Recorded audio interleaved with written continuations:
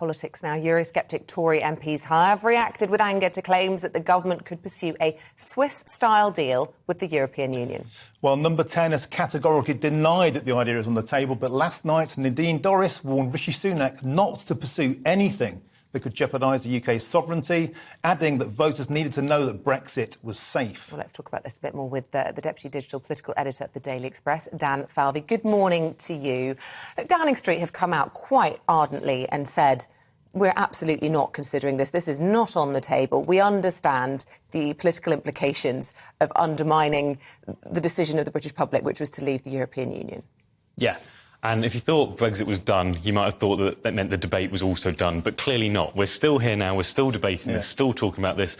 If there was any doubt in Number 10 about what people thought about this within their own party, they certainly know over the last 24 hours. There's been such anger from Conservative MPs at the idea of reopening this debate.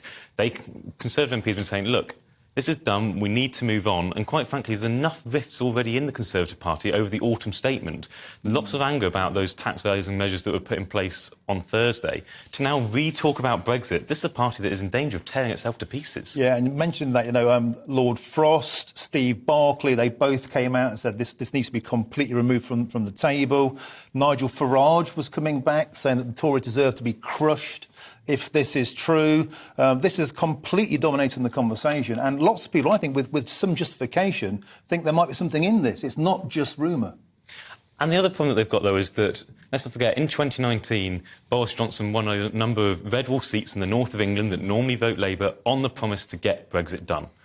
Polling shows that the Conservatives are struggling to keep hold of those votes, following the so-called Partygate scandal, following these tax-rising measures. This is not going to help them win an election. These measures, if quite frankly, if this ever was being considered by Number 10, and they have said that it's categorically untrue, it's just not going to help them when it comes to trying to convince voters next time. But it is interesting, though, isn't it? I mean, what did Brexit mean to those people? Was it about trying to get control of our borders? Well, clearly, illegal immigration is as bad as it's ever been into this country. Brexit hasn't helped that. We did our own poll yesterday of our viewers and listeners, and they came back saying, actually, most of them wouldn't vote for Brexit if they had another chance. You had the OBR coming out and saying that Brexit will result in the UK's trade intensity being 15% lower in the long run than if the UK had remained in the EU. What are the ideological opposition or problems to having a Swiss-style relationship with the EU if people are saying, actually, it's not doing quite what we wanted it to do? I think there's a couple of things that would be taken by Conservative MPs as that. One, they'd say, you can't possibly know yet. They'd say, it takes time. We've just had a pandemic. We've now got a war in Ukraine. It's impossible to put it all down to Brexit, and they would say anyone who's claiming this is all because of Brexit is, quite frankly, making ideological political points. They'd say you need to give it time. Reassess it in 15 years' time, maybe, and yes, we can have that argument. I think the other point they'd make is that not only is it about giving it time, it's the fact that people don't seem to want to give it time. And some of this EU-Swiss-style deal would mean, for example, increased EU migration. So talking about the fact that this Brexit hasn't helped illegal migration, this wouldn't do that either. No, but we have the CBI conference taking place today, Prime Minister heading there today, and they've come out and said labour shortages are holding Britain back.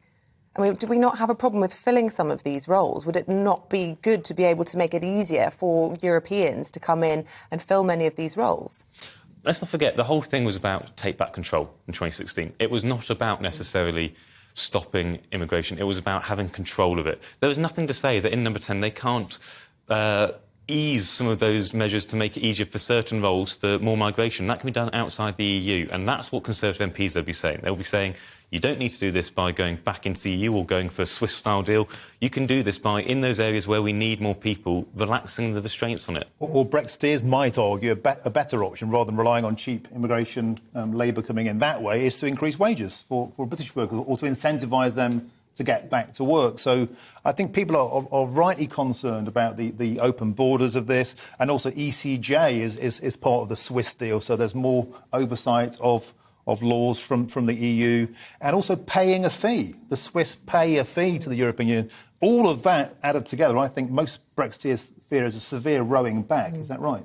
Yeah, absolutely. There's no way about it. You can't. This would be a complete rowback on Brexit and what was sold to the electorate I think both in 2016, despite the fact that everyone says that there was no clear plan, I think everyone agreed that what the arguments were being made by the Leave campaign in 2016 would not be for a Swiss deal. It'd also, though, be very different to what was being sold as Brexit at the last election in 2019. Well, let's be clear, there's absolutely no chance it's going to happen, is there? I mean, both Rishi Sunak and Jeremy Hunt know what a nightmare and a disaster, and probably, I suspect, even Sir Keir Starmer won't want to go down this road just because they know what an absolute storm this would brew. Which is interesting in itself, but certainly hasn't stopped, as you say, lots of people coming out very, very concerned about it. Quick question to you about the House of Lords.